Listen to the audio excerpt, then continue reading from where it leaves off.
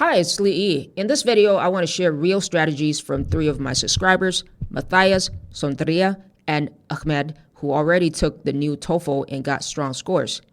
Through focused preparation, they achieved overall bands ranging from 4.5 to 6, depending on their individual goals. They all gave me permission to share their first names and experiences so that you can learn from what actually worked for them. I asked them two questions. 1. What videos or tips helped you the most? 2. Looking back, what is one thing you would do differently or one thing you would tell a new test taker? I'll organize their answers into three parts. 1. An overall study plan. 2. Strategies for each section. 3. And the mindset and exam choice. You'll also hear them reference some videos and practice tips that help them. All of those are linked in the description for you. So let's start with the overall plan. Mathias used a very clear strategy. He wrote, "What was crucial for my preparation was taking the practice test all the way in the beginning. I used it as a diagnostic tool and quickly saw that I had pretty good control in the reading and listening sections. This allowed me to prioritize my time and put more effort into the writing and speaking sections." So his first step was do one full practice test at the beginning, use that to decide where to spend time instead of guessing. He also spread his study over about 10 to 14 days. He said, "I spread my prep work over a longer period of time, that is 10 to 14 days. I worked around 1 to 2 hours daily, which made it easier for the syllabus to settle in the long run. If I had practiced the TOEFL by practicing intensively a couple of days prior to the test, I think it would have been detrimental to my score. Then, close to the test, he increased the hours.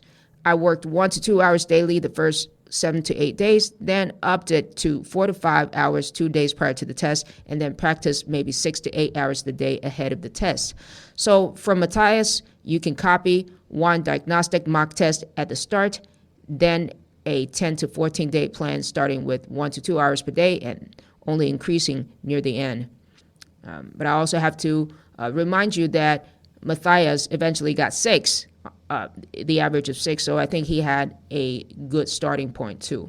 So if you are starting from somewhere that is lower than that, for example, if you feel like your performance overall is maybe like lower than 4.5, then you probably need to spend a little bit more time in terms of preparation instead of just 10 to 14 days. Okay. Soundarya also used full mock tests, but in a different way. She wrote, "For all new test takers, I strongly recommend taking as many full-length mock tests as possible. This is a hidden key to success.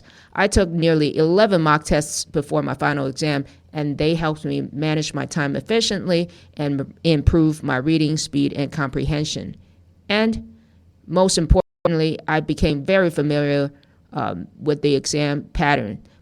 That familiarity reduced my anxiety significantly and helped me stay focused and confident during the actual exam." So on the overall plan, one mock test early as a diagnostic tool, like Mathias, and several full mock tests before the real test, like Soundarya, spread over at least 1 to 2 weeks. Okay? If you need longer time, do that. But don't just use 1 to 2 days. Soundarya mentioned that she purchased 6 paid mock tests from the ETS package and another 7 from another test platform. Alternatively, you can also use the 7 free practice tests from ETS. The links are in the description below. And then you can download the timing and scoring guide through my mailing list. I think that's what Mathias used. All right. Now, section strategies. Let's look at reading first. For reading, Soundarya focused on grammar inside the question types. She wrote, "The tips on the complete the words section really helped me build a strong grammar foundation, especially subject-verb agreement and tense identification. This helped me avoid traps involving similar-looking or similar-sounding words such as them and they. So for reading, use complete words not just to guess the missing word, but to train your subject-verb agreement, tense, and pronoun choice." so you avoid easy traps like them versus they, okay, which are all four-letter words. For the writing section, all three mention structure and sentence accuracy. Soundarya said, the sample templates for the email and academic discussion tasks helped me clearly understand where I was making mistakes. They gave me a proper structure and improved my organization and clarity. Ahmed said something similar. Using structured templates for the speaking and writing sections, having clear frameworks helped me organize my ideas quickly, stay coherent, and reduce stress during the exam. Instead of improvising everything, I could focus on content and clarity because the structure was already automatic. Mathias said he was happy with his preparation, but maybe I would start working on the structure of the writing assignments earlier, especially the academic discussion writing structure. And looking back, Soundarya added, if I could change one thing, I would spend more time revising grammar and vocabulary. During practice, I made several mistakes in the writing section because of small grammar errors. So for writing, their combined message is use clear templates or structures for email and academic discussion. Start working on structure early, not only in the last week.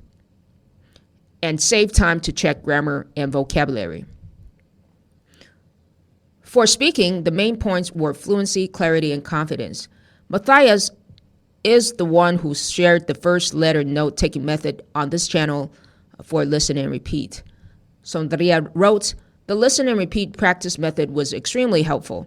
I consistently followed your instructions to practice repeating long sentences, which improved both my fluency and confidence. Ahmed added that the interview templates helped him here too. He said, having clear frameworks helped me organize my ideas quickly, stay coherent, and reduce stress during the exam. He also wrote, interestingly, time management wasn't my main issue. I often finished each section a few minutes early. For me, the key was more about clarity and confidence than racing against the clock. So for speaking, use listen and repeat with long sentences regularly to build fluency. Combine that with a small number of stable speaking templates for the interview questions, and focus on sounding clear and confident, not on the speed. All right, the mindset and exam choice. Ahmed's main advice about mindset was, if I had to give one important piece of advice to a new test taker aiming for a strong score, it would be about mindset. Believe in yourself and trust the process. Preparation can feel overwhelming at times, but consistent practice really works. Even when you feel like you're not improving fast enough, progress is happening in the background. Staying confident and committed makes a big difference on test day. Mathias talked about aiming high. He wrote, also, I always try to set the goal of achieving the maximum score possible. In my head, I always thought, what more can I do to prepare myself to achieve the perfect score? Even though I made some mistakes, I believe this prepared me in a way to achieve a high score either way. So in mindset, trust consistent practice even when progress feels slow, and ask, what more can I do to prepare well, rather than what is the minimum I can do? Mathias also raised a question about the choice of exam. He said, people should seriously consider if TOEFL is the right choice. IELTS seem way more flexible. He heard that you can retake only one section. For example, let's say you bombed the writing part. By taking the IELTS, you would be able to retake just this section and thus save money. Let me very briefly explain what he's talking about.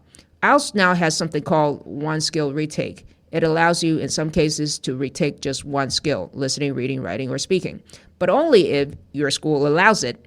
Okay, you took the computer-based IELTS, your test center offers that option, and you apply within 60 days of your original test date. It is not available for, obviously, paper-based IELTS. Not every university, immigration authority, or professional body accepts one skill retake scores, so you have to check. To summarize the main ideas from these three test takers, The overall plan is do one full mock test early as a diagnostic tool, then build a 2-week or even longer schedule with several full mock tests, not only last minute cramming. 2. Each section. Reading, use complete the words and grammar to avoid small traps like them, they, etc. Writing, rely on clear templates for email and academic discussion.